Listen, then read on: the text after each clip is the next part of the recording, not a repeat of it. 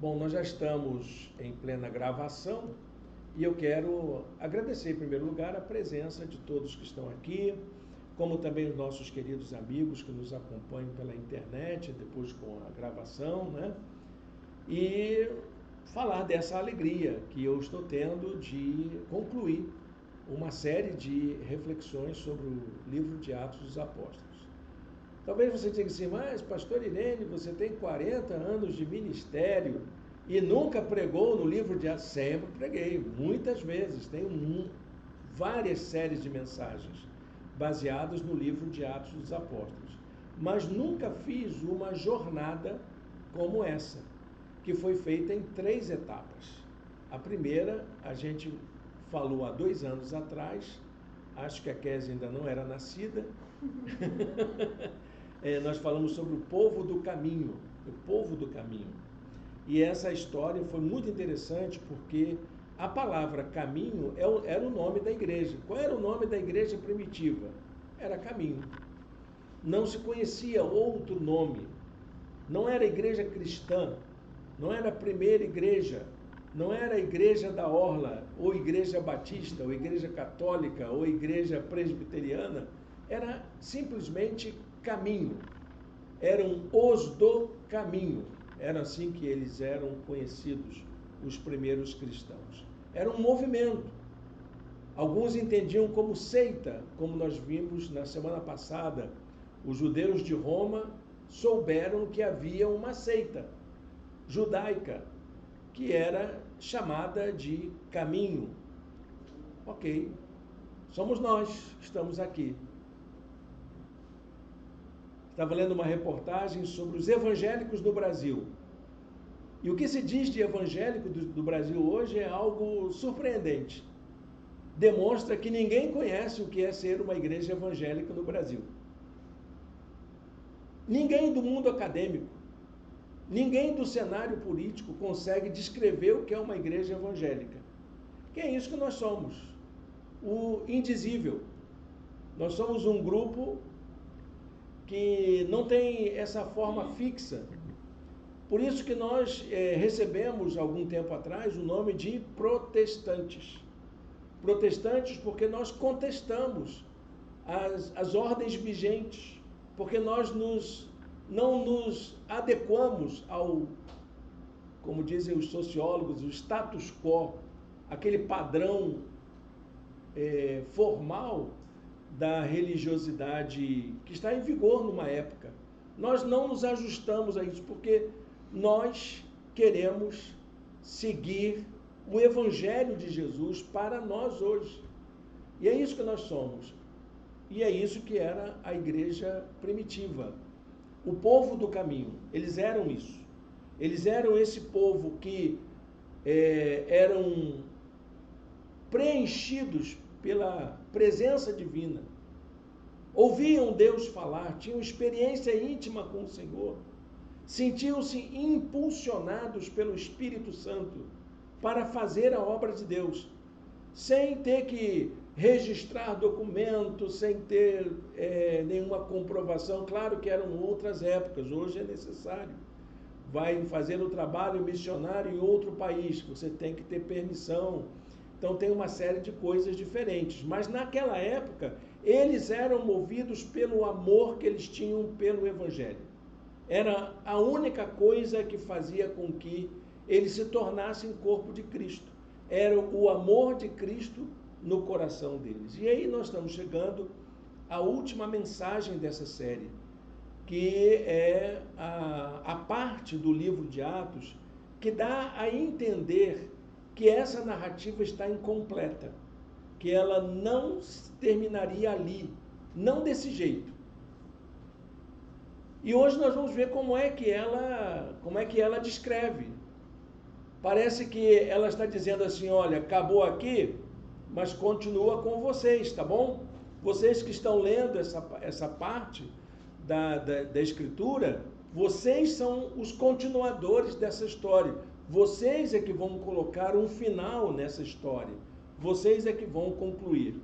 Bom, já disse aqui, repito, que eu desconfio. Eu não conversei com Lucas, né?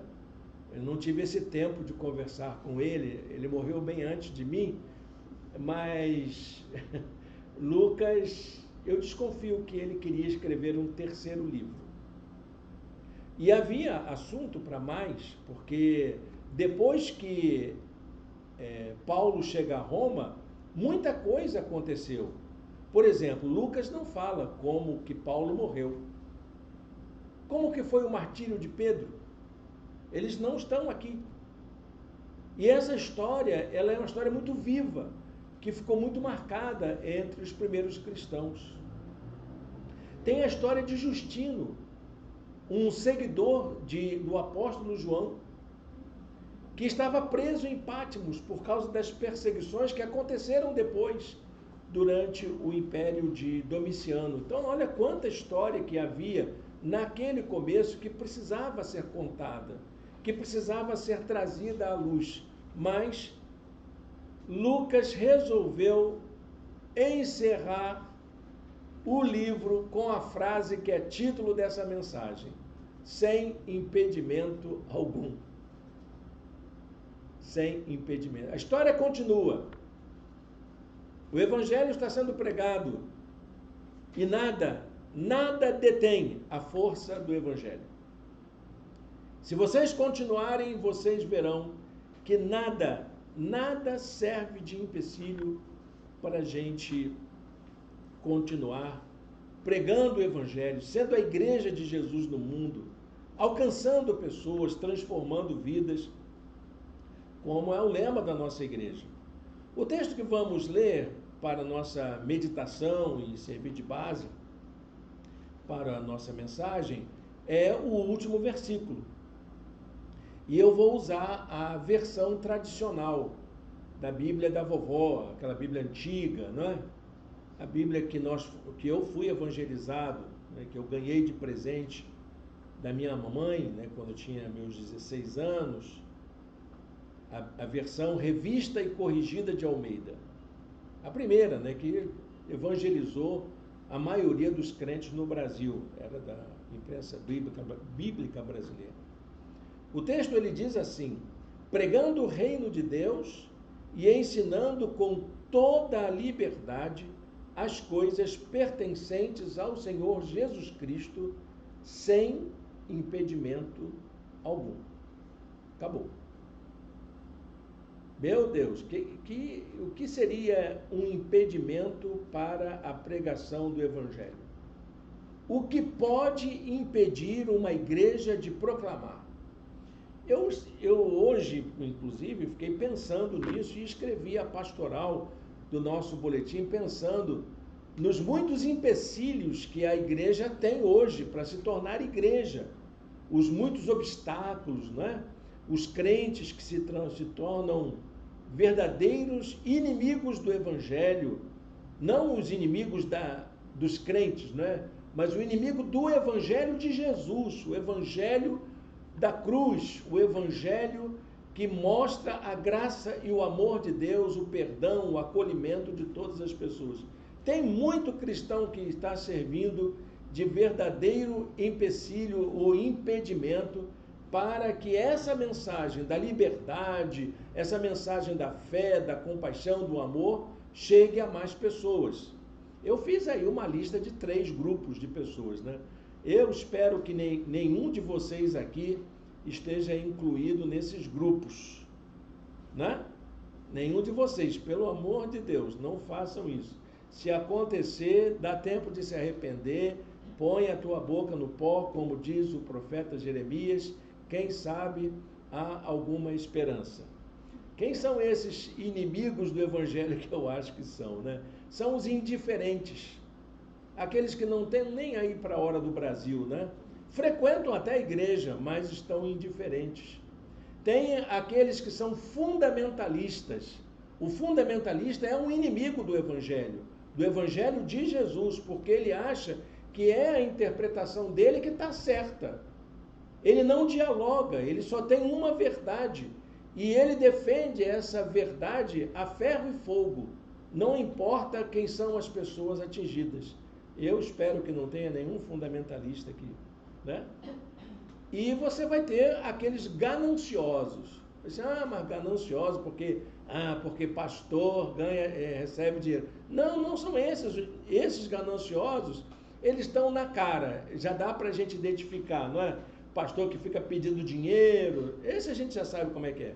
Mas existe aquele crente ganancioso que nutre esse tipo de mentalidade. É o cara que quer comprar a bênção, ele quer barganhar com Deus. Ele quer negociar, ele quer tirar proveito, ele acha que igreja é para ele ganhar bênção, ganhar felicidade, ganhar euforia, ganhar entusiasmo, ganhar prazer, ganhar isso, ganhar aquilo. Ele quer isso, ele não quer servir, ele quer usufruir. É o ganancioso espiritual, aquele que fica aqui e ali, ele vai procurar a bênção onde tiver, onde tem bênção ele vai atrás. Então eu espero também que não tenha nenhum ganancioso espiritual aqui. Gente, eu fui meio que taxativo, né? Mas olha, foi apenas uma reflexão crítica que você pode levar em consideração com mais calma, com mais tranquilidade, sem ficar achando que é com você isso aí. Não é nem comigo, né? Porque eu também eu posso ter aí algum vestígio desse tipo de comportamento. Nós somos herdeiros de uma igreja que nutriu esses tipos de comportamentos, né? Somos herdeiros de uma igreja que fez isso. Bom, gente, se a gente está falando desse quadro, né? E que o evangelho avança sem impedimento algum, a gente tem que não só olhar para frente, mas também olhar para trás desse momento. De que impedimentos Lucas está falando? Porque impedimento teve perseguição, teve desânimo, teve tragédia, teve prisão, teve agressão física, teve tortura contra cristãos, teve martírio de cristãos. Como assim não teve impedimento algum? Não, o que ele quer dizer é o seguinte: nada disso, nem tortura, nem martírio, nem prisão, nem tempestade, nem naufrágio, nem perseguição foram suficientes para servirem de impedimentos para a propagação do evangelho. Por isso que a gente começa com essa frase aí, não é? Tá vendo? Aí tem uma colinha para você agora completar o seu esboço. Apesar de todas as circunstâncias difíceis que a igreja tenha enfrentado ao longo de sua história, nada, absolutamente nada, serviu de impedimento para que o evangelho chegasse até os dias atuais.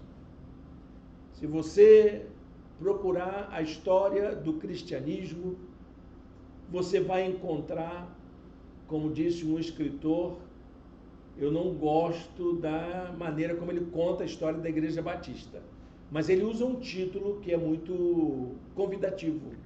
Chama-se Rastro de Sangue. É a história do cristianismo, tem um rastro de sofrimento, de entrega, de sacrifício, de muitos cristãos que pagaram o preço para chegarem até aqui, para que nós pudéssemos estar aqui sentados ouvindo uma palavra. Muita gente deu a sua vida, sacrificou-se, foi perseguido, enfrentou muitas dificuldades para que o evangelho chegasse até nós. E essa é a boa notícia que o livro de Atos nos traz. O livro de Atos nos dá esse grato registro.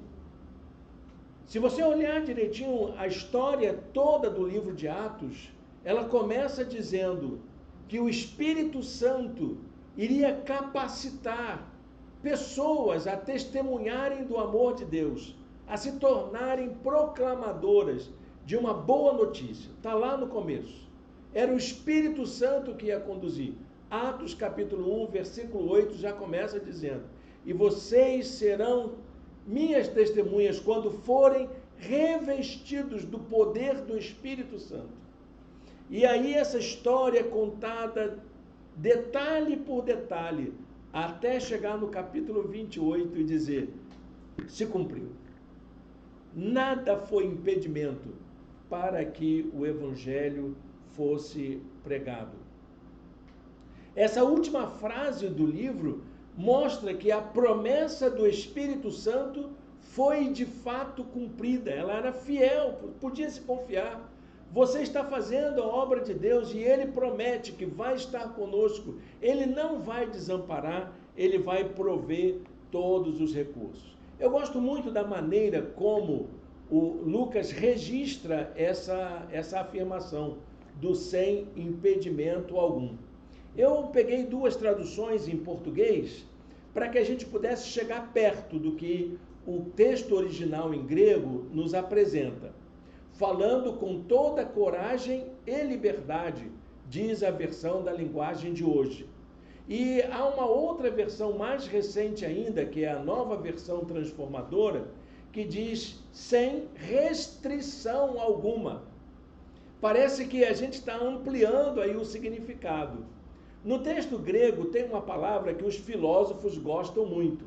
Os filósofos gregos, eles usavam muito essa expressão, que era a expressão, cadê? Ah, tá aqui. Deixa eu achar no meu esboço aqui. Parresias acolutos. Parresia. O que é parresia? Parresia quer dizer uma fala com autoridade. É a pessoa que tem a palavra confiável. A pessoa fala e a gente confia na palavra dela. Era essa a palavra, essa atitude, aliás, não a palavra, era uma atitude que os filósofos buscavam, para que quando eles falassem, eles pudessem ser ouvidos. Ter autoridade naquilo que fala. Ter competência para falar. Era isso que os filósofos buscavam com essa palavra parresia. A parresia acabou se tornando, inclusive, uma área da filosofia até os dias atuais, para que as pessoas tenham condições de falar a verdade. Essa expressão está ligada à maneira de falar a verdade. Na minha tese eu falo sobre isso. Nós precisamos dessa atitude. O cristianismo carece de pessoas que sejam confiáveis. Carece de pessoas que sejam capazes de falar uma verdade de forma coerente. Eu desconfio sempre, já disse para os irmãos, de todas as pessoas, vou te falar a verdade. Não vai. Porque ninguém é dono da verdade, ninguém tem acesso a ela. Você pode dar uma informação muito válida, muito importante das Escrituras, mas falar a verdade é preciso ter a condição para isso. E essa condição era a parresia. Era isso que Lucas estava dizendo, que Paulo estava preso. Paulo chegou a Roma, ficou preso, e ele quis manter a sua própria prisão. Ele pagou um aluguel da casa onde ele ficou preso, tinha um guarda de custódia com ele, e ele então ensinava as pessoas. A primeira coisa que ele fez foi chamar a liderança judaica, para que pudesse ouvi-los. Olha, eu vim aqui, chamei vocês, porque eu fui acusado lá em Jerusalém, recorri, vim para Roma para ser julgado por César. É a última instância, mas eu quero que vocês saibam que eu estou acusado injustamente. Aí os judeus falam assim, não estamos sabendo de nada não. A gente só ouviu falar que tem uma seita aí, e que agora que você está dizendo para ele, não recebemos nenhuma informação, nenhuma carta, nenhuma notificação, olha, fica tranquilo. Agora tem o seguinte, a gente quer saber quem é você. A gente quer saber quem é essa seita. Por que você fala as coisas que você fala? Por que você anuncia do jeito que você anuncia? Por que você vive esse evangelho de maneira tão intensa? Por que você coloca a sua vida em risco por causa dessa mensagem? Que era isso que era a parresia. Ele era capaz de colocar a sua vida em risco por aquilo que ele acreditava. Falar que não havia resistência não era uma verdade tão absoluta assim. A palavra acoluto em grego quer dizer isso. Resistência, impedimento. Falar que não tinha era uma coisa meio que arriscada, né? Tanto que quando Paulo chega a Roma, ele já começa a ter resistência. Bom, em primeiro lugar, eu vou cuidar do meu sustento. Eu vou providenciar o meu sustento. Quando chegamos a Roma, diz Atos 28:16. Paulo recebeu permissão para morar por conta própria sob a custódia de um soldado. E ali então começa ele a falar do amor de Deus para as pessoas. E logo em seguida, com 3 dias que ele estava ali, já chama os judeus para conversar. E ele diz quem ele é. Estou aqui por causa da esperança de Israel. É isso que eu acredito. Eu acredito na promessa messiânica da salvação de todos os povos, de que dessa cultura sairia o Salvador do mundo, que é aquele que eu sigo. É por isso que eu estou preso, porque eu acredito nisso. Eu acredito que a promessa do Senhor, de um Messias, se consumou na pessoa de Jesus de Nazaré.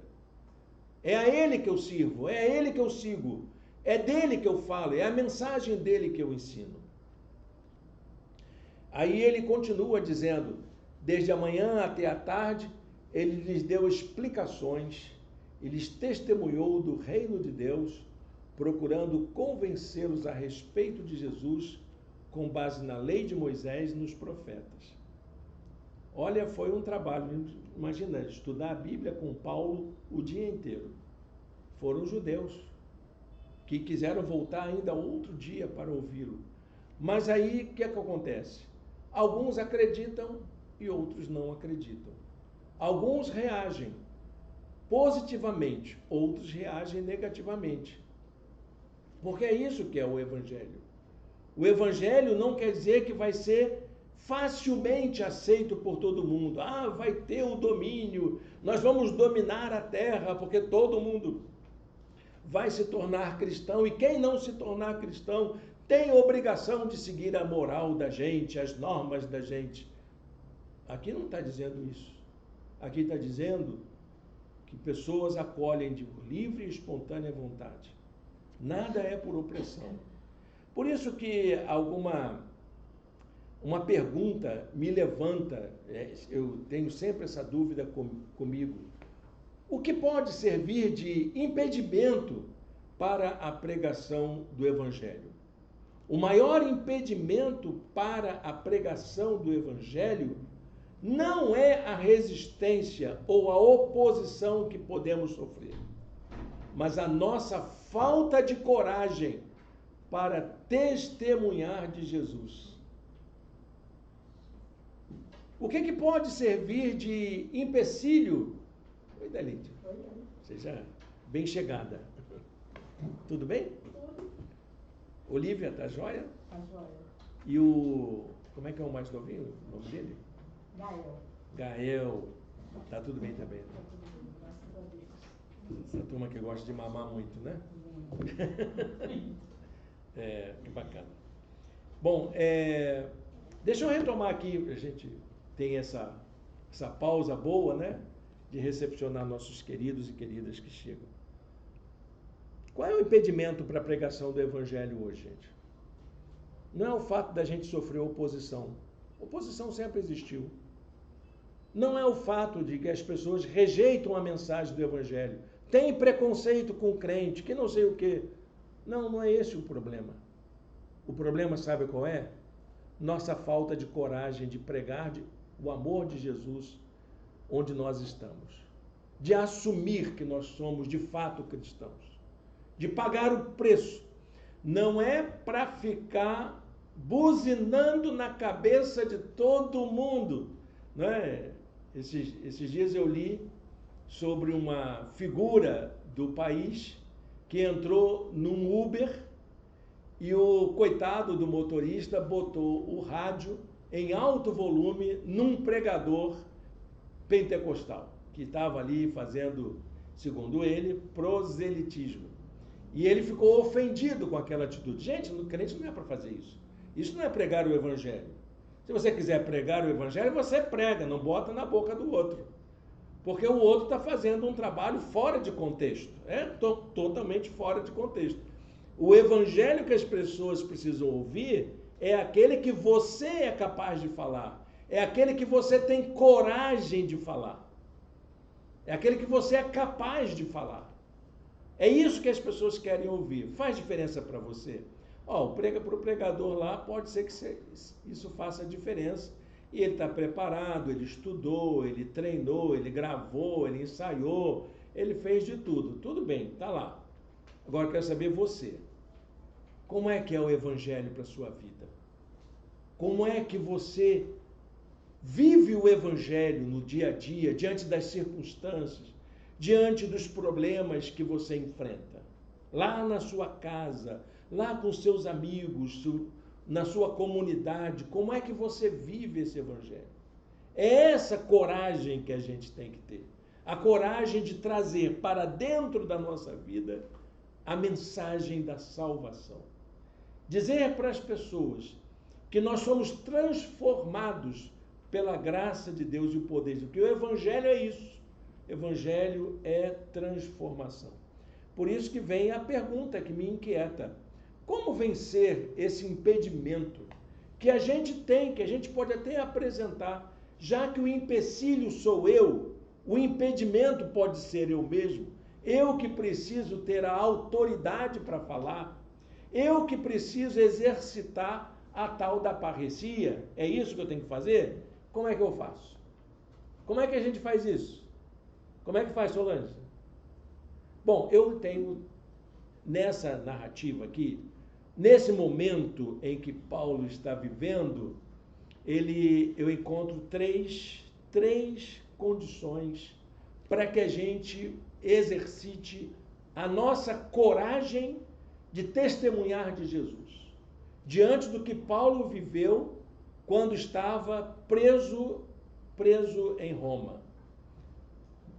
O que aconteceu ali naquele momento para que Paulo pudesse ser uma testemunha clara de que não havia impedimento nenhum para que ele pregasse o evangelho, para que ele falasse com ousadia, para que ele falasse com coragem do amor de Deus para as pessoas que o procuravam. Ele não saía, não podia sair, ele estava preso, né? E estar preso significava estar algemado, com uma corrente enorme, né? Que ele tinha que arrastar pela casa toda. Era isso. Estava numa casa e tal, estava tudo limpinho, não era uma masmorra, mas tinha a corrente. Tinha as argolas lá no seu pulso, para que ele não saísse. Como é que ele pregava então? As pessoas vinham ouvi-lo. A igreja vinha poder dar apoio a ele, para orar junto com ele, para receber instruções. As pessoas vinham visitá-lo, levavam papéis para que ele pudesse escrever mensagens, enviar cartas para a sua liderança no mundo todo. O que acontece então? Bom, a primeira coisa que eu descubro é que nós temos que vencer muito dos preconceitos que nós enfrentamos, inclusive nossos preconceitos. Nós temos muito preconceito. Eu não tenho preconceito. Tem sim, todos nós temos essa forma de olhar com um certo ar de que nós já sabemos de alguma coisa, essa ideia de ter uma verdade formada sobre tudo, ter opinião para tudo, e ficar dando pitaco na vida dos outros para tudo. Rede social é isso, né? Rede social tem especialistas em tudo. É preconceito. De onde você tirou essa informação? Na universidade do Facebook. Na escola filosófica do Instagram. Aliás, tem até hoje os terapeutas do Instagram. Que coisa! É preconceito. é a demonstração de como nós somos preconceituosos, como que essas coisas alimentam as coisas que sabemos, que compartilhamos. Esses dias fizeram uma divulgação do chá de erva doce. Eu sempre soube que ele é bom, mas não para aquilo que estava lá. É bom para outras coisas, né? É bom até para espantar pulga, sabia? Quando teve um surto de pulga no bairro onde eu morava, o conselho era esse, botar erva doce debaixo do colchão. Funciona?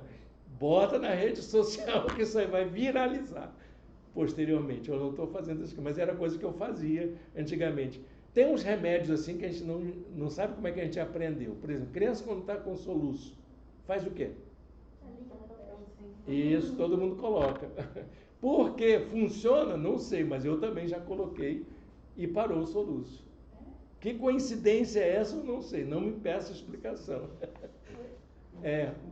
E tem que colocar com saliva, né? Não pode ser. Da mãe. Pode ser qualquer um. São os nossos preconceitos. A gente precisa superar essas coisas, esses temores, essas coisas que faz com que a gente se pareça com um esquisito. Uma pessoa sem informação, uma pessoa sem noção. Os judeus que estavam em Roma, eles não conheciam a mensagem do Evangelho. Eles apenas ouviam falar da seita, do grupo dos do caminho. O conhecimento era superficial. E se você sair pela rua falando que você é crente, todo mundo vai ter uma ideia de crente na cabeça, né? Qual é a ideia que as pessoas, na maior parte das vezes, vê na cabeça? É um cara chato, né? Seja lá como for. A ideia de crente que o mundo tem é de uma pessoa inconveniente, chata. E nós criamos esse tipo de comportamento. Nós nos tornamos inconvenientes às pessoas. Agora, o testemunho de Paulo não. O testemunho de Paulo era coerente. Ele tinha conhecimento dessa relação que podia ser feita entre o Jesus da fé e o Jesus da história. Você sabe fazer essa diferença? Aquilo que eu acredito e aquilo que a história registra. Há muitos crentes que não sabem nem a história de Jesus, principalmente suas promessas, a revelação de Deus em Cristo. Paulo demonstrava isso. Ele era capaz de falar com autoridade daquilo que ele sabia. Ele podia dizer que, de fato, Jesus era o Messias bíblico por causa dessa consciência que ele tinha entre o Jesus da fé e o Jesus da história.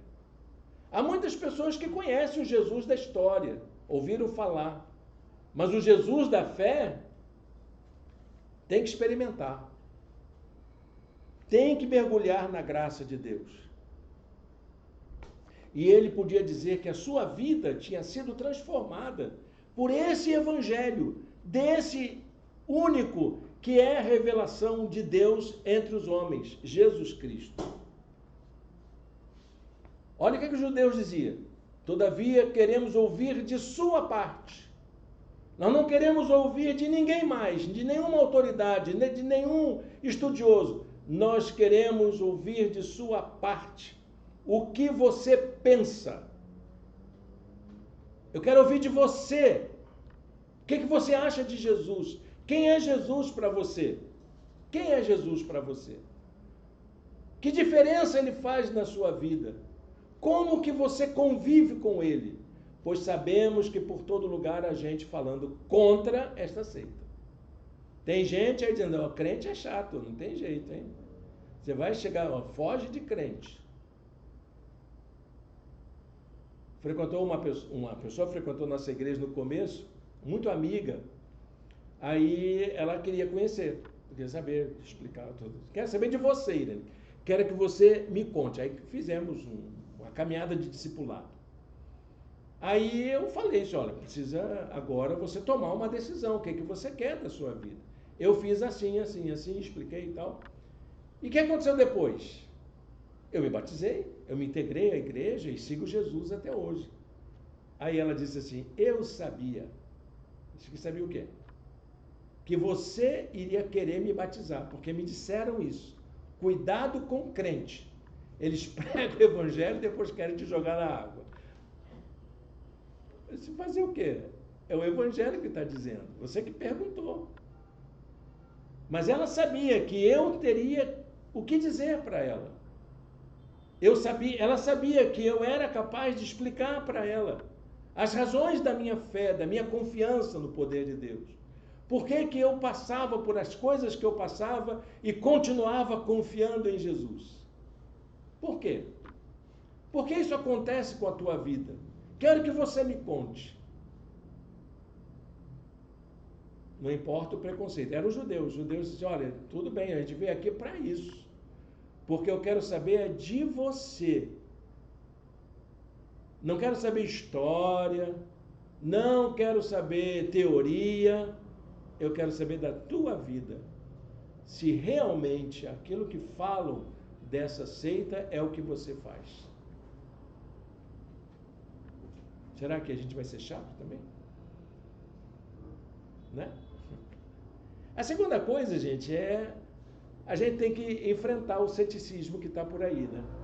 O nosso mundo é um mundo marcado pelo ceticismo. O ceticismo é dúvida, tá bom, gente? É dúvida. O cético é aquele que duvida. O cético não é um ateu, sabiam disso? O cético até pode ser um crente. E há muitos cristãos que vivem como se Deus não existisse, né? Uma vez visitando uma senhora, ela estava muito desesperada, porque ia fazer uma cirurgia. Ela disse, o Senhor vai te abençoar. O Senhor é o médico dos médicos e tal. E fala aquelas coisas que o pastor fala nas visitas pastorais, né? Segredinho, né? Aí ela ficava assim, inconformada. Aí eu disse, gente, como é que eu vou consolar essa senhora? Aí eu disse, olha, uma outra coisa é que a medicina avançou muito. Aí é mesmo, pastor? Fala mais da medicina. De Deus ela não queria saber nada. Ela queria apenas saber quais são as garantias médicas que ela teria de sucesso naquela cirurgia. Nós somos assim, somos céticos. Às vezes fala assim, Deus proverá. Vai prover nada. Se não for ali na ponta do lápis, não acontece. Olha, pode ser. Mas que Deus provê, Ele provê. É promessa. Ele está conosco todos os dias, Ele está ao nosso lado. Ele nos acompanha em todo o tempo. Até mesmo nas horas mais difíceis. O ceticismo hoje, ele se tornou uma prática comum. Duvidar é algo que marca a vida desse tempo que a gente chama, como é que eu vou chamar? De pós-moderno?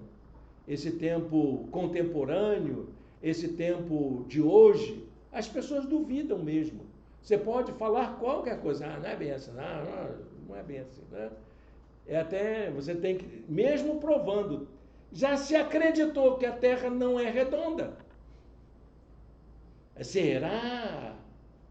Outro dia o camarada falando assim, você acha, Irênio, que o homem pisou na Lua? Bom, gente, eu tinha 11 anos de idade, quando eu vi o cara botar o pé na Lua. A bandeira está lá, até hoje. Quem é que botou aquele negócio lá? Bota uma lunetinha ali, de bom alcance, claro, né? Não é essa lunetinha de pobre que a gente tem, né? Bota uma lunetinha de bom alcance, você vai achar a bandeirinha lá, tá lá. Quem é que colocou aquilo lá? Né? Ela não saiu pulando daqui, né? Mas tem gente que duvida. Tem gente que duvida de vacina. Há 200 anos a humanidade desenvolveu a vacina. E quanta gente foi curada? Tem gente que duvida da vacina. Tem crente duvidando da vacina.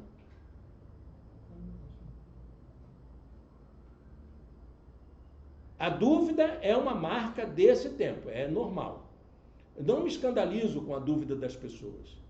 Eu me escandalizo com a relutância em acreditar naquilo que já é verdade consolidada pela ciência, que já está comprovado. Vamos ter dúvida de outras coisas, né? Por exemplo, vamos ter dúvidas sobre a fada do dente. Eu posso ter dúvida da fada do dente, né? Ela existe, não existe? A gente conta essa história para os filhinhos e netos, né? Eu posso ter dúvida de algumas coisas, mas tem outras que não tem cabimento. Os judeus estavam muito presos às suas convicções, de tal maneira que se viesse uma mensagem nova, eles teriam relutância. Por que as pessoas têm dúvidas? Porque elas estão presas a determinados conhecimentos que elas já consolidaram dentro de si. Uma coisa interessante, gente, é que a mentira, ela ganha proporções do jeito que ganha, as tais fake news, porque elas combinam com aquilo que a gente pensa, com o nosso jeito de pensar. Então as pessoas colocam as suas suspeitas no ar e a gente tem as nossas. Combinou. Ah, porque o STF... Gente, eu sou de uma geração que STF, quando era perseguido, era por ditador. Quem persegue STF é ditador, é tirano, não gosta de democracia. Eu era de um tempo em que aquilo que o STF decide, ninguém questiona. É a última instância da justiça brasileira em defesa da gente. É o último bastião da verdade política no Brasil. Quem coloca em dúvida o STF é tirano. Ele está com alguma coisa por detrás. Eu desconfio.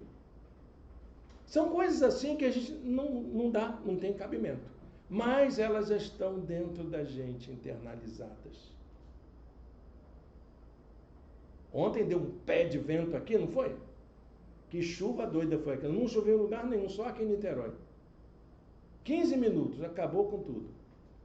Esse prefeito... Pode ser que o prefeito tenha outros problemas, mas não por causa disso. Porque esse problema da chuva, fomos nós que causamos. Nós quem? Niteroense, não a humanidade. Se acostuma. Porque vai acontecer muitas vezes, independente de quem seja o prefeito que governe essa cidade. Vai acontecer muita tragédia. Árvore caindo, vendaval, maremoto. Estamos numa região de praia. Vamos enfrentar isso muitas e muitas vezes daqui para frente. O nome disso é crise ambiental. É a tal da crise ambiental, que as pessoas duvidam se existe. A prova está aí, foi ontem. De repente, do nada, um temporal que deixou todo mundo apavorado, sem luz na cidade. Se prepara, porque é isso que se fala, que acontece quando se fala de crise ambiental, crise climática, que é causada pela humanidade. Os judeus tinham dúvida quanto à mensagem de Paulo. Alguns se converteram, outros não. Alguns aceitaram, outros não. Quem é que convence as pessoas sobre a verdade do Evangelho? Sou eu? Não, é o Espírito Santo. É aquela palavra de Paulo ao rei Agripa. Quem dera, se por pouco ou se por muito, eu pudesse convencer alguém. Essa obra não é minha. A minha obra é testemunhar. É fazer com que a proclamação do Evangelho se torne convincente. Quem convence é o Espírito Santo. Essa é a palavra que está lá em 28 e 27. O coração desse povo se tornou insensível. De má vontade ouviram com os seus ouvidos, fecharam os seus olhos. Se assim não fosse, poderiam ver com os olhos, ouvir com os ouvidos entender com o coração e converter-se, e eu os curaria. Aqui já está sendo lembrado promessas de Deus, que ele varia isso, essa obra no meio do povo, mas muitos não aceitariam. Como disse João, né, no seu evangelho.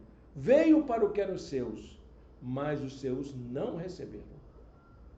E é assim, gente, a gente vai pregar o evangelho, alguns vão ouvir, outros não. Ah, eu vou ficar triste se não ouvirem. Nós precisamos lidar com essa natureza das pessoas. Para que elas acreditem, elas precisam ver primeiro em nós o efeito da mensagem do evangelho. E em último lugar, uma terceira coisa que eu imagino, nós temos que ter perseverança. Vencer o nosso medo e sermos mais perseverantes. Insistirmos nisso. Pregarmos, como diz o apóstolo Paulo, para Timóteo, né? A tempo e fora de tempo. Como é que é pregar a tempo e fora de tempo? Não é? Paulo continuava pregando, apesar de estar preso. E ele fazia isso usando duas estratégias muito importantes. A primeira estratégia era anunciar o reino. Ele dizia, eu prego sobre o reino de Deus. E Jesus, onde é que entra nessa história? A gente vai aprender quem é Jesus. Então ele diz que pregava o reino de Deus e ensinava sobre Jesus. Então eram essas duas estratégias de Paulo, pregar e ensinar. A pregação do evangelho rompe com as estruturas. Pregar o evangelho é algo que muda completamente a mentalidade das pessoas. Pregar o evangelho não é repetir uma fórmula, mas é apresentar o grande desafio da mensagem do Senhor, mensagem de amor, mensagem de perdão, mensagem de graça para um mundo sofredor como nós. Lucas registra que Paulo pregava sobre o reino de Deus e ensinava sobre a mensagem e vida de Jesus. Pregar e ensinar eram as ações básicas da evangelização do apóstolo. A mensagem do evangelho é a boa notícia para quem tem sede de justiça, para quem está buscando consolo para a sua vida, força, coragem para poder seguir adiante. Como diz o texto que lemos, ele pregava o reino de Deus e ensinava a respeito do Senhor Jesus Cristo. Para a gente concluir essa palavra, gente, nós precisamos entender o seguinte: o que pode impedir a pregação da igreja, o ensino da igreja na atualidade? Indo além daquele texto da pastoral de hoje, né? O que nos impede de pregarmos sobre o reino de Deus, de ensinarmos sobre a mensagem de Jesus? Paulo, ele confirma com a sua experiência uma profecia que está lá em Isaías, capítulo 40, versículo 5. A glória do Senhor será revelada e juntos todos a verão. A mensagem do Evangelho, ela é clara para todas as pessoas, pois é o Senhor quem fala. Lucas diz que Paulo permaneceu na mesma casa em Roma, fazendo a mesma coisa, por 2 anos. Ele não saiu dali. As pessoas vinham até ele para pregar o evangelho. O que aconteceu depois? Não sei, é aquela teoria que eu falei, né? Eu acho que Lucas queria escrever um terceiro livro, e nesse terceiro livro ele ia contar as outras histórias, né? Ele apenas encerra dizendo que ali a mensagem da salvação era pregada a partir da vida de autenticidade do apóstolo Paulo. Guardem com vocês esse versículo. Portanto, quero que saibam que esta salvação de Deus é enviada a todos. Ele coloca os gentios, e os gentios a ouvirão. E os efeitos dessa mensagem serão produzidos. Às vezes a gente fica lançando, né, com a grande pesca, né? Os discípulos passaram a noite toda lançando a rede, e não pescaram nada. Quando chegaram na praia, explicaram para eles: não tem nada. Aí eles: não, volta lá e lança a rede do outro lado. Eu não sou pescador, mas barco só tem dois lados. E a água é de um jeito e é de outro, é a mesma coisa, né? Não é isso? Então, jogar de um lado, jogar do outro, eu acho que não faz diferença nenhuma. Mas Jesus disse: olha, joga do outro lado. Vocês jogam para a direita? Ah, ok, joga agora para a esquerda. Ah, jogaram para a esquerda? Então joga para a direita. Aí o pescador experiente, Pedro, diz: olha, trabalhamos pra caramba. Mas como foi o Senhor que disse, sobre a tua palavra nós faremos. Aí eles voltam lá e puxam a rede sobrecarregada de peixes. É isso que é a história do Evangelho. Você prega, trabalha. Não vê um resultado. Aí, Senhor, onde é que nós erramos? Trabalhando não tem nada. Volta lá, faz de outro jeito. Lança a rede do outro lado. É isso que o Senhor está chamando a gente para fazer. Preguei para judeu, ninguém aceitou. Agora ele está dizendo assim: vai para os gentios. E os gentios vão ouvir. Ah, os gentios aceitaram em grande quantidade. Não. Uns acreditaram e outros não acreditaram. Da mesma forma. Porque o Evangelho, ele não é uma imposição. Ele é liberdade. É para aquele que crê. E eu preciso fazer o quê? Eu preciso vencer os meus preconceitos. Vencer esse mundo de ceticismo, de dúvidas que eu estou inserido. Eu preciso ser perseverante. Amém? Vamos orar? Vamos colocar diante de Deus nossa vida? Senhor Deus, eterno Pai, muito obrigado, Senhor, por esta palavra. Muito obrigado, Deus, pelo teu amor, pelo teu carinho. E que nós possamos, Deus, aprender a colocar em prática na nossa vida essa perseverança, essa maneira de apresentar de forma corajosa o que o teu Evangelho tem feito na nossa vida. E que pode, ó Deus, da mesma forma como tem nos abençoado, abençoar a tantos com os quais nós convivemos e até àqueles que estão distantes de nós. Dá-nos a tua bênção nesta noite, guarda a nossa vida em nome de Jesus. Amém. Amém. Amém, meus irmãos. Estamos chegando ao final, então, da nossa gravação. Eu vou encerrar aqui e que Deus abençoe esse momento na vida de todos nós.